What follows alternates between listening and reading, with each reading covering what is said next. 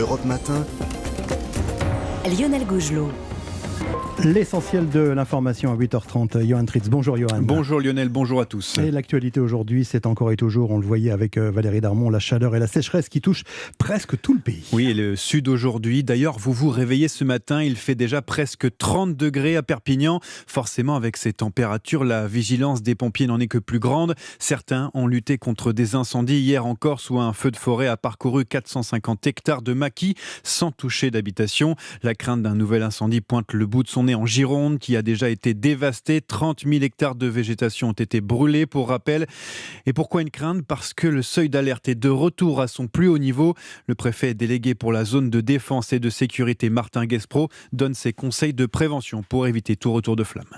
L'idée simple, c'est qu'on peut commettre un impair très grave par simple inadvertance. Et c'est pour ça que la seule solution, c'est de s'écarter du massif.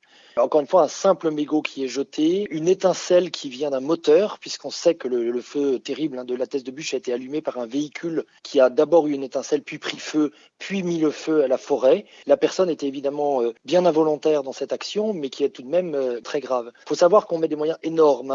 On survole parfois le massif dans ces jours de fort risque pour détecter le moindre départ de feu depuis le ciel, on le voit. Peu le savent, on a des tours de guet avec des pompiers qui sont en haut des tours, des espèces de miradors, pour observer la forêt et voir dans la brume d'un jour très chaud les moindres fumerolles. Malheureusement, des jours de canicule, c'est aussi des jours de redépart de feu. Il y a encore plusieurs centaines, je dis bien, départs de feu par jour dans la zone qui a déjà brûlé. On a une forêt qui est vraiment dans un état d'allumettes sur pied, extrêmement risqué.